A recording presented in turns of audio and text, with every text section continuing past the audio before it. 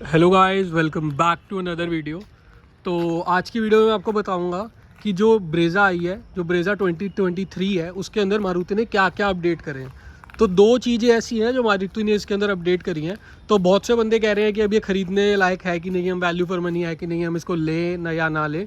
क्योंकि मैंने बहुत सी वीडियोस देखी हैं जो बंदे बोल रहे हैं कि नहीं यार, अब ये ख़रीदने लायक नहीं बची, इसको ख़रीद के कोई फ़ायदा नहीं है, जैसे अपडेट्स मारुति ने दी हैं। तो इस वीडियो में मैं आपको बताऊँगा कि एग्जैक्ट क्या क्या अपडेट्स मारुति ने इसमें दी हैं और आपको ये ख़रीदनी चाहिए कि नहीं चाहिए। क्योंकि मैंने बहुत सी वीडियोस देखी हैं, उसमें बंदे यही कह रहे हैं कि अब ये ख़रीदने का इसको कोई फ़ायदा नहीं है। लेकिन मैं आपको अपना पर्सपेक्टिव बताऊंगा कि मेरे पर्सपेक्टिव से इसको क्या आपको ख़रीदना चाहिए या नहीं ख़रीदना चाहिए। तो पहले जो अपडेट की बात करता हूँ, जो कि मेजर है, जिसके चक्कर में बंदे बोल रहे हैं तो ख़रीदे या ना ख़रीदे, वो है ये स्मार्ट हाइब्रिड। तो पहले जो था, मारुति अपनी सारे वेरिएंट्स के अंदर सीएनजी को छोड़ के मैनुअल और ऑटोमेटिक के अंदर स्मार्ट हाइब्रिड देती थी। स्मार्ट हाइब्रिड में क्या होता है, स्मार्ट हाइब्रिड में एक छोटी सी मोटर होती है, जो मोटर लगी होती है इंजन के पास, और एक बैटरी होती है जो मैं दिखाता हूँ। बैटरी होती है यहाँ पे, ये देखो मैं दिखाता हूँ आपको। ये ना बैटरी लगी हुई है सीट के नीचे, जो को पैसेंजर साइड की है। तो इससे क्या होता था, इससे ना एवरेज ज़्यादा हो जाती थी और टॉर्क असिस्ट मिलता था। मैं आपको मीटर में दिखाता हूँ कि एग्जैक्ट क्या इसका फंक्शन होता था। तो मारुति वालों ने ये मैनुअल वेरिएंट से हटा दिया है, सिर्फ और सिर्फ ऑटोमेटिक में ऑफर कर रहे हैं। ये देखो, ये ऊपर आपको दिख रहा होगा, ये देखो, ये बैटरी का साइन था राइट वाला सबसे, ये बीच में व्हील, और यहाँ पे अगर आप चलाओगे तो इंजन आएगा। तो ये क्या करता था, ये जो स्मार्ट हाइब्रिड था, ये करता था कि जब भी आज तो स्टार्ट स्टॉप है जो फंक्शन, उसमें काम आता था। ये देखो स्टार्ट स्टॉप वाला फंक्शन है, अब ये भी यहाँ से बटन हट चुका है, जो मैनुअल वाले वेरिएंट्स आ रहे हैं। तो स्मार्ट स्टार्ट स्टॉप में काम आता था, मतलब जैसे ही आपकी ट्रैफिक में गाड़ी रुकती थी तो गाड़ी बंद हो जाती थी, जिससे एवरेज बचती थी और वो बाद में फिर चालू हो जाती थी। तो दूसरा काम क्या करता था, ये दूसरा काम क्या था, को टॉर्क असिस्ट करता था। मतलब जैसे अगर आप थोड़े आरपीएम पे खींच रहे हैं गाड़ी, तो एकदम से हल्का सा टॉर्क का बूस्ट आता था। देखो बहुत ज़्यादा बूस्ट तो नहीं आएगा, क्योंकि ये फुल हाइब्रिड तो नहीं है, स्मार्ट हाइब्रिड है, मतलब माइल्ड हाइब्रिड है ये। तो थोड़ा सा उसके अंदर बूस्ट आता था, तो उसके अंदर भी ये हेल्प करता था। और वो एक बहुत सबसे बड़ा जो बेनिफिट करता था, जिससे कि बंदे कह रहे हैं कि अब इसको खरीदे या ना खरीदे, वो था इसकी एवरेज। जो मारुति एवरेज क्लेम करती थी मैनुअल वेरिएंट के अंदर, वो करती थी अराउंड 20 पॉइंट समथिंग की, जब पहले ये माइल्ड हाइब्रिड आता था। लेकिन अब जो माइलेज क्लेम कर रही है मारुति, वो है 17.38। हाँ 17.3 है, तो अराउंड 2.5 से 2.7 के बीच का एवरेज का फ़र्क आया है। तो मैं मतलब है तो बहुत बड़ा फ़र्क, अराउंड 10% का 12% का फ़र्क आ गया। तो उससे क्या मैं बताता हूँ, अगर आप हाईवे पे एवरेज देखो इसकी, माइल्ड हाइब्रिड में पहले आती थी, जैसे मैंने आपको पहले भी दिखाया, 18 के आसपास, ठीक है। अगर आप थोड़ा और अच्छा चलाएंगे, 90 से नीचे ही चलेंगे, तो 19 आ जाएगी, 20 आ जाएगी। तो ये जो हाइब्रिड सिस्टम होता है, ये हाइब्रिड सिस्टम स्पेसिफिकली ज़्यादा जो हेल्प करता है वो सिटी के अंदर करता है, क्योंकि आपकी गाड़ी रुकती है, चलती है, ब्रेक मारते हो आप, ऑटोमेटिक जनरेशन से जो आपने रेस छोड़ दी, जैसे गाड़ी रेड रही है, गियर में है, तो उससे वापसी बैटरी चार्ज होती है। स्टॉप स्टार्ट सिस्टम जो है और टॉर्क सिस्टम, ये ज़्यादा काम जो करते हैं वो करते हैं आपके सिटी के अंदर। हाईवे पे इतना बेनिफिट नहीं होता। तो जैसे सिटी में इसकी एवरेज पहले आती थी 15-16 के आसपास, तो अब आप सोच सकते हो कि आपकी ये 2 के आसपास तो कम हो ही जाएगी। मतलब अगर 15 आती थी तो आपको अब 13 मिलेगी। तो एक ये इशू है। और अगर आप हाईवे की बात करते हो, तो मेरे हिसाब से हाईवे पे जैसे पहले 18-19 देती थी ना, हाईवे पे इतना फ़र्क नहीं पड़ेगा, क्योंकि जो माइल्ड हाइब्रिड सिस्टम है या जो हाइब्रिड सिस्टम होता है, वो ज़्यादा सिटी में ही काम करता है। तो मेरे हिसाब से 1.5 ले लो, या मैक्सिमम टू मैक्सिमम मैं कह रहा हूँ 2। जैसे सिटी में 2.5 के आसपास फ़र्क पड़ सकता है, 2-2.5 का ही फ़र्क पड़ सकता है, तो हाईवे पे 1.5 ही पड़ेगा, मैक्सिमम 2 भी नहीं पड़ेगा। तो जैसे 18-19 देती थी, अब आपको ये दे देगी 17.5 के आसपास, 17 के आसपास।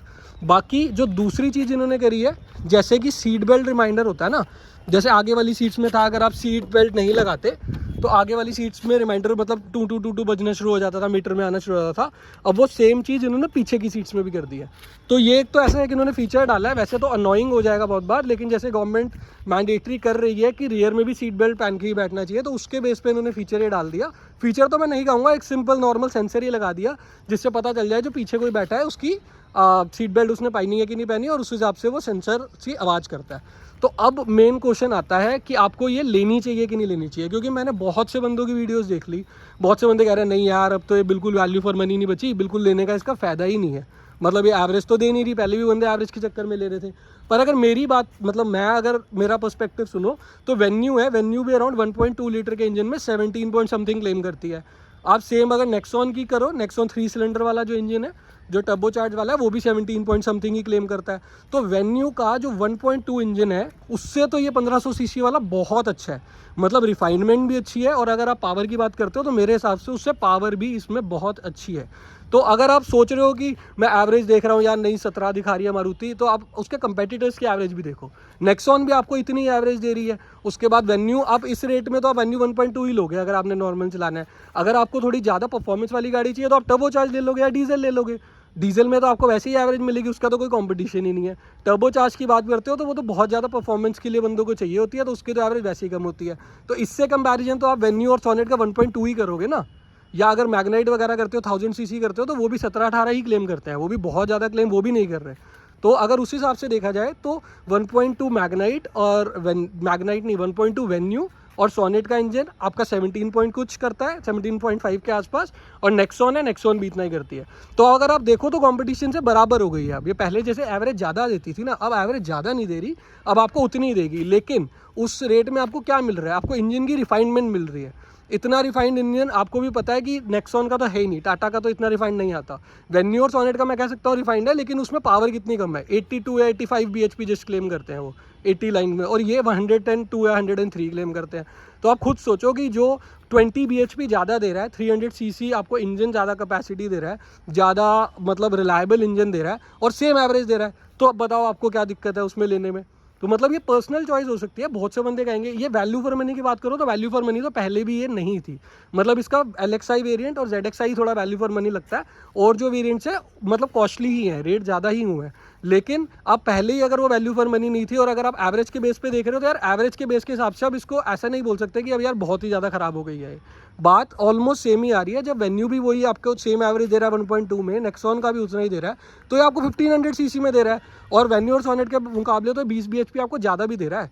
तो अगर आप मतलब उस हिसाब से देखे हो तो ज़्यादा कोई फ़र्क मेरे हिसाब से नहीं पड़ा।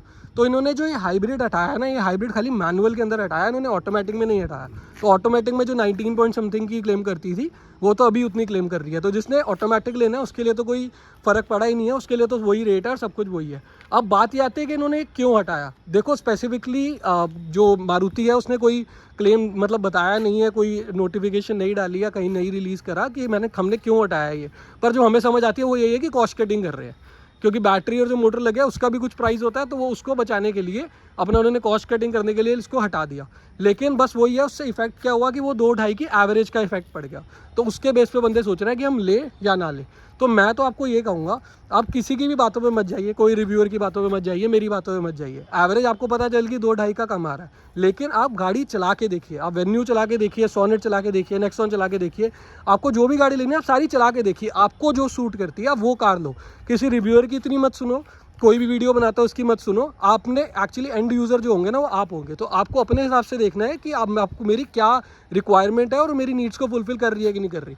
अगर आप एवरेज देखते हो तो एवरेज ज़रूर कि पहले के हिसाब से 2.5 कम हुई है, जो कि एक बहुत बड़ी बात है, अराउंड 10-15% का कम बहुत बड़ी बात होती है। लेकिन अगर आप कंपैरिजन से कंपेयर कर रहे हो तो वो सेम ही दे रही है, और उसके ज़्यादा आपको पावर मिल रही है, उससे ज़्यादा रिलायबल इंजन मिल रहा है आपको।